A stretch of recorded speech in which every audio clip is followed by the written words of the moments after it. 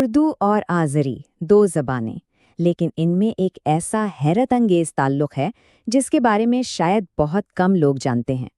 تو آئیے آج مل کر اس دلچسپ لسانی پل کو پار کرتے ہیں اور دیکھتے ہیں کہ کیسے اردو کے سہارے آذری زبان کے بنیادی جملے سیکھنا ارے بھائی بہت ہی آسان ہو سکتا ہے۔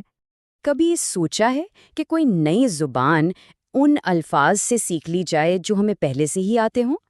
سننے میں عجیب لگتا ہے نا، لیکن یقین کیجئے یہ بالکل ممکن ہے۔ اور آج ہم اردو اور آذری زبان کے درمیان چھپے اسی جادو کو مل کر دیکھیں گے۔ تو پھر چلیں شروع کرتے ہیں۔ دیکھیے، کسی بھی بات چیت کا آغاز تو سلام دعا سے ہی ہوتا ہے نا، تو ہم بھی وہیں سے شروع کریں گے اور سیکھیں گے کہ آذری میں ایک بہترین پہلا تاثر کیسے قائم کیا جائے۔ اچھا جی، تو سب سے پہلا اور سب سے آسان لفظ ہے سلام۔ جی ہاں، بالکل ہمارے سلام جیسا۔ پھر آتا ہے صباح خیر، جس کا مطلب ہے صبح بخیر۔ اب یہاں ایک بہت دلچسپ بات ہے، یہ لفظ ہے خیر۔ آذری زبان میں جہاں بھی ایکس آئے گا اس کی آواز بالکل اردو کے حرف خے جیسی ہوگی، تو یہ لفظ دراصل خیر ہی ہے۔ بالکل اسی طرح شام کے لیے ہم کہیں گے اقشامنس خیر، یعنی شام بخیر۔ تو یہ جو لفظ خیر یا خیر ہے نا، یہ دراصل دونوں زبانوں کے گہرے تاریخی تعلق کی ایک زندہ مثال ہے۔ اس کا مطلب وہی ہے جو اردو میں ہے، بھلائی، بہتری۔ اور جب ایسے جانے پہچانے الفاظ ملتے ہیں نا، تو زبان سیکھنے کا حوصلہ خود بخود بڑھ جاتا ہے۔ اب ذرا یہ جملہ دیکھیے، خوش کیلمسنز، یعنی خوش آمدید۔ یہاں ایک بات بتاتا چلوں کہ آذربائیجان کے لوگ اپنی مہمان نوازی کے لیے پوری دنیا میں مشہور ہیں۔ تو جب وہاں جائیں گے نا، تو یہ جملہ ہر جگہ ہر موڑ پر سننے کو ملے گا۔ تو جناب، سلام دعا تو ہو گئی، اب گفتگو کو آگے کیسے بڑھایا جائے؟ ظاہر ہے حال احوال پوچھ کر، تاکہ بات چیت میں ایک اپنائیت آئے اور ایک حقیقی تعلق قائم ہو۔ بالکل ہماری اردو زبان کی طرح آذری میں بھی بات کرنے کے دو انداز ہیں، ایک غیر رسمی اور ایک رسمی۔ اگر کسی دوست یا ہم عمر سے بات کر رہے ہیں تو کہیں گے نجاسن، یعنی تم کیسے ہو۔ لیکن اگر کسی بڑے سے یا کسی اجنبی سے احتراماً بات کرنی ہے تو کہیں گے نجاسنز، یعنی آپ کیسے ہیں۔ اور اس کا جواب کیا ہوگا؟ یخشیاں چوخ سغول، مطلب میں ٹھیک ہوں، بہت شکریہ۔ اچھا، یہاں ایک اور تلفظ پر غور کریں۔ ساغول میں جو غے ہے نا، اس کی آواز بہت ہی نرم غے جیسی ہے، اتنی نرم کہ تقریباً سنائی ہی نہیں دیتی، اسے بس بہت ہلکی سے ادا کرنا ہے۔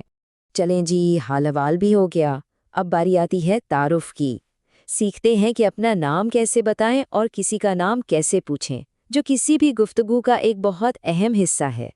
تو نام پوچھنے کے لیے کہیں گے ادن نیدر، یعنی تمہارا نام کیا ہے؟ جواب میں کہیں گے مینم آدم رضوان در، یعنی میرا نام رضوان ہے۔ اور پھر جب تعارف ہو جائے تو بہت اچھا تاثر دینے کے لیے کہیں تانش ہول ماغمزہ شادمم، یعنی آپ سے مل کر خوشی ہوئی۔ ارے واہ، یہاں بھی ایک مشترکہ لفظ مل گیا، شدم۔ اس کا مطلب ہے میں خوش ہوں، اور یہ لفظ سیدھا ہمارے اردو کے لفظ شاد سے نکلا ہے، جس کا مطلب بھی تو خوشی ہی ہے نا؟ کمال کا لسانی تعلق۔ اچھا، جب گفتگو اتنی اچھی ہو تو اس کا اختتام بھی شائستگی سے ہونا چاہیے۔ تو آئیے اب دیکھتے ہیں کہ آذری میں الوداع یا خدا حافظ کیسے کہتے ہیں۔ الوداع کہنے کے بھی کئی خوبصورت طریقے ہیں، جیسے ساغلن۔ اس کا لفظی مطلب تو ہے صحت مند رہیں، لیکن اسے خدا حافظ کے طور پر ہی استعمال کیا جاتا ہے۔ پھر ایک ہے ہیللک، مطلب ابھی کے لیے خدا حافظ۔ اور ایک اور بہت پیارا جملہ ہے گیورشندیک، جس کا مطلب ہے پھر ملیں گے۔ تو جناب، اب وقت آ گیا ہے کہ ہم نے جو کچھ بھی سیکھا ہے اسے ایک ساتھ جوڑ کر ایک چھوٹے سے مکالمے کی شکل میں پریکٹس کریں۔ ٹھیک ہے، تو فرض کریں دو لوگ بات کر رہے ہیں۔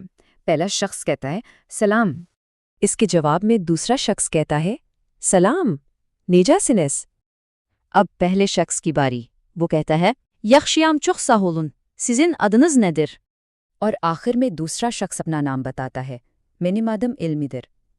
لیجئے جناب، ایک مکمل، مختصر اور بہت ہی شائستہ گفتگو ہو گئی۔ تو آئیے جلدی سے دہرا لیں کہ آج ہم نے کیا خاص باتیں سیکھیں۔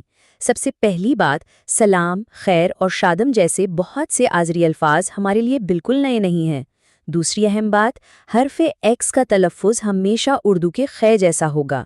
तीसरा, बातचीत में रस्मी नेजिसनेस और गैर रस्मी नेजिसन का फ़र्क याद रखना बहुत ज़रूरी है। और आखिरी बात, आज़रबाईजानी सकाफ़त में शाइस्तगी और मेहमान नवाजी की बहुत गहरी जड़ें हैं।